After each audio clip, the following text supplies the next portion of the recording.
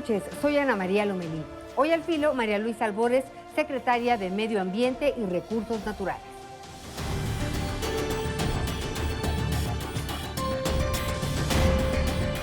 Bienvenida, secretaria María Luisa Albores, gracias por estar con nosotros. Ahora sí que la pescamos, porque siempre está en territorio. Bienvenida. Muchas gracias a ti, Anita, por la entrevista. A ver, son muchos temas en relación al medio ambiente. ¿Te parece si empezamos hablando del trabajo que se ha realizado en deforestación, en contra de la deforestación? Porque una cosa es combatir pues, la tala de árboles y la otra es sembrar árboles. Sí, en el tema de deforestación hay dos temas. Es el cambio de uso de suelo, para el caso de que se tiene que quitar en este caso los árboles por cambio de uso de suelo, y también lo que es la deforestación por tala ilegal. Okay. ¿No? Entonces son como dos temas importantes. Compartirte un poco que este es un trabajo muy serio que llevamos desde la Secretaría del Medio Ambiente desde el año pasado, donde nos dimos cuenta que era un tema que ya estaba, sobre todo el tema de tala ilegal, tiene que ver con la delincuencia organizada. Entonces es un tema que no solo la Secretaría del Medio Ambiente y sectorizados podríamos tratar. Ejemplo de los sectorizados con los que trabajamos y que pertenecen a la Secretaría del Medio Ambiente, la Profepa, que tiene que, en este caso, acudir cuando hay tala ilegal, CONAM, la Comisión Nacional de Áreas Naturales Protegidas, que tiene a su cargo las 185 áreas naturales protegidas de este país, donde se incide también justo con tala ilegal, y la CONAFOR, la Comisión Nacional Forestal, que lo que ayuda a través de los programas que tiene, el más importante pago por servicios ambientales, es que se foreste o que se conserven los espacios, selva, bosque o manglares, ¿no? Entonces, en este sentido, el trabajo de los sectorizados, nos dimos cuenta que este tema era un tema de seguridad nacional. Por eso acudimos a Seguridad Nacional, donde estamos trabajando de manera coordinada la Secretaría de Marina, la Sedena, Guardia Nacional, Fiscalía, la UIF, y trabajamos detectando primero los puntos donde consideramos que era muy importante empezar con el tema de tala ilegal por la estadística que traíamos. Tenemos una presión de deforestación en el país de aproximadamente 212,000 hectáreas. Quien llevaba la batuta en deforestación es el estado de Campeche, más o menos con una media de 22,000 hectáreas. Entonces, por eso empezamos a hacer un trabajo muy serio en Campeche. En Campeche había dos cosas. En Campeche hay tala ilegal, sobre todo en la reserva de Calakmul, pero también hay cambio de uso de suelo. Recordar ahí que se asienta la comunidad menonita, la comunidad menonita que viene desde el norte del país. Para que tengamos una idea, en 2010 hay 1,250 menonitas en territorio. Principalmente en 3 municipios de Campeche. Jopelchen, de este lado de la parte sur del estado. Y para 2020 tenemos una estadística de 30,000 menonitas. ¿Cuál es el sentido ahí? Hay un cambio de uso de suelo por la forma en que ellos utilizan el suelo. Estoy hablando de comunidades que lo que hacen es la siembra de soya, principalmente soya transgénica, y recordar que los paquetes cultivos transgénicos como la soya o el algodón requieren paquetes altamente tecnológicos, desde herbicidas, los fertilizantes sintéticos, toda la tecnología que llevan. Entonces se deforesta en este sentido lo que es la selva tropical, y recordar que antes, por darte un ejemplo, municipio de Jopelchen es un municipio que logró ser de los principales productores de miel, y ellos exportaban su miel. ¿Quiénes trabajaban la miel? Pues las comunidades mayas que vivían ahí.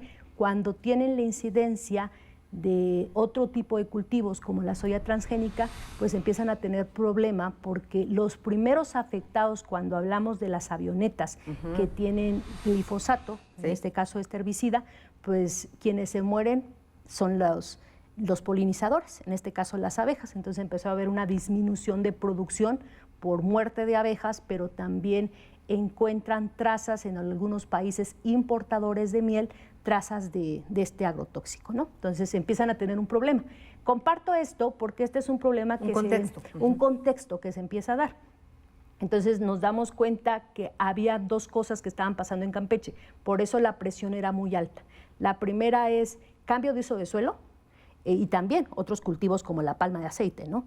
Pero, y también lo que es la tala ilegal. En este sentido empezamos a hacer un trabajo muy fuerte y afortunadamente a la llegada de la gobernadora Laida Sansores tenemos un trabajo directo en las mesas de seguridad, en las mesas de paz, donde nos coordinamos muy bien, logramos tener un primer acuerdo, esto es histórico, nunca se había logrado un acuerdo de parte del Estado mexicano con las comunidades menonitas. Entonces, eso se logra el 12 de agosto del año pasado para incidir en el territorio, hacer ordenamientos ecológicos, que es sí lo que se puede hacer en nuestro país, y también para que ellos empiecen a ocupar el decreto del 31 de diciembre del 2020 en el tema del glifosato. Una pregunta en este mar de información. Cuando hablas de uso de suelo, ¿es que se debe de tramitar un uso de suelo para poder, pues no sé, cambiar el uso de suelo y talar los árboles? ¿A esto te estás refiriendo?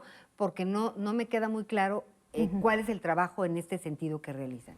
Sí, hay dos cosas. En el tema de, cuando yo hablo de deforestación, hay dos temas. La deforestación por cambio de uso de suelo, ¿Qué quiere decir? Que quiere decir que si tú tienes una superficie forestada o forestal, esa superficie puede tener su ecosistema natural. Si estamos en partes altas, puede ser bosque. O si estamos en el sureste del país, selva tropical. Eso está forestado. Pero tú vas a hacer un cambio de uso de suelo si tú le quieres dar uso a ese suelo. Principalmente en el sureste, sigo ubicándome en el sureste. ¿Por qué se ha dado ese cambio de uso de suelo? Se ha dado, en este caso, Campeche, específicamente por siembra de soya transgénica. Entonces, este es el primer contexto que encontramos ahí.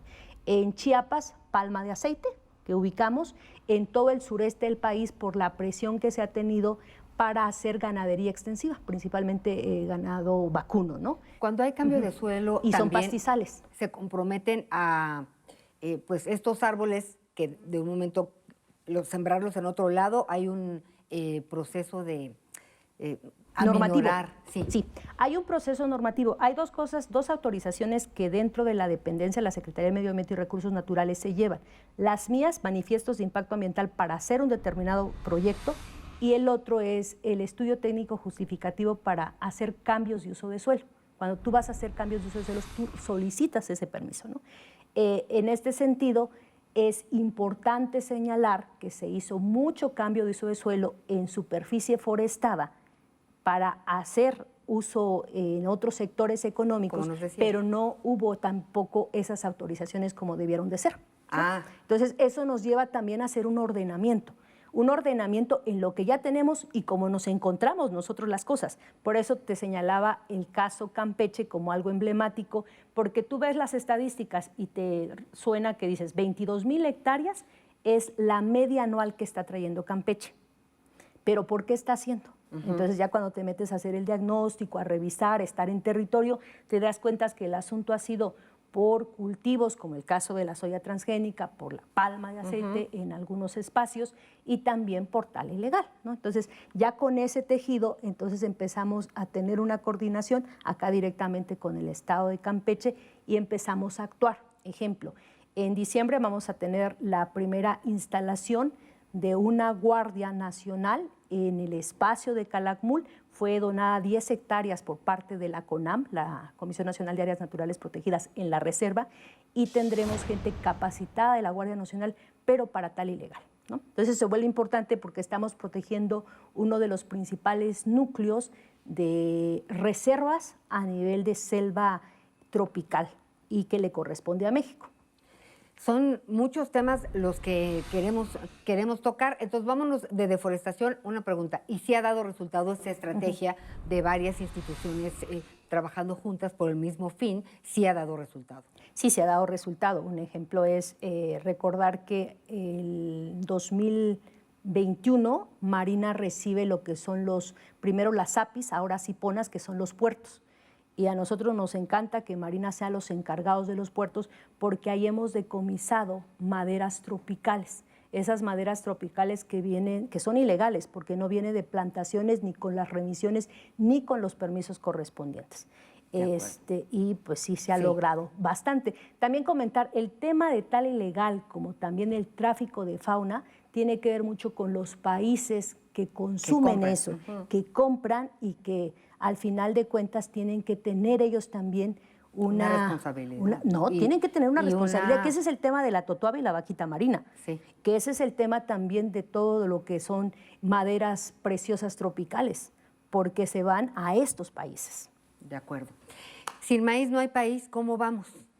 Bien, el decreto que se hizo el 31 de diciembre del 2020, creo que fue fortuito, y que trae dos temas principales. Es un decreto que si lo buscamos en las redes es muy sencillo, pero trata principalmente de dos cosas. La primera es que gradualmente se vaya usando el glifosato, que es una sustancia química principalmente para herbicidas, y que se utilicen los paquetes tecnológicos que te comentaba, como algodón, soya transgénica, o sea, con los transgénicos principalmente se ocupa, porque este herbicida lo que hace en el transgénico soporta este cultivo el herbicida. Entonces, por eso es que se ocupa como un paquete más, el caso del glifosato. Hasta los datos que tenía en agosto, el 50% de lo que nos decía CONACYT que se podía importar tuvo permisos y no hubo más solicitudes, ¿no? Entonces, creo que se va bien. Y el otro tema en el decreto es que no se siembre maíz transgénico en nuestro país. Entonces, eso también hay que valorarlo mucho. Recordar que el banco de la semilla del maíz es nuestro país. Es el país de origen de esta bendita planta, ¿no? ¿Y cuántas clases de maíz tenemos? Tenemos 60 razas y más de 300 variedades. ¿Te parece si para despedirnos jugamos al filo? Asociación de ideas. Sí, Libertad. vivirla. Cosmovisión. Algo transformador desde el origen. Ancestros. Los que nos guían. Educación. Lo primordial para poder seguir, ¿no? Tierra. Libertad, que ya dijimos. México. México, la gran nación. Secretaria, son muchos temas los que queremos que nos platiques, porque además de que te conocemos como activista desde hace mucho, eres una experta en materia de ecología, de medio ambiente. Y ahora sí, para despedirnos, nada más dinos todo lo que tiene la milpa. La milpa, bueno, la milpa, decirte que ese es un concepto totalmente de la cosmovisión de nuestros ancestros, de nuestros orígenes. Y cuando vemos la milpa, es ver algo sagrado, por todo el contexto que trae, pero también es la asociación de cultivos donde se llevan bien, donde trabajan solidariamente, colaborativamente. Recordar que el frijol aporta nitrógeno, el nitrógeno lo ocupa el maíz, y el maíz crece con esto, y la calabaza, que se vuelve un sistema de cobertura, ayuda para que la humedad esté en el suelo y que tampoco crezcan, en este caso, arbences o otras hierbas. Entonces es un tesoro la milpa, pero también es algo complementario que en el momento de llevarlo al plato, todo se complementa. Estamos hablando de tener un plato muy, muy completo para la familia mexicana. Muchísimas gracias, María Luisa Albores, secretaria del Medio Ambiente y Recursos Naturales. Muchas gracias. Y gracias a ustedes por habernos acompañado. Recuerden que tenemos una cita la próxima semana al filo. Buenas noches.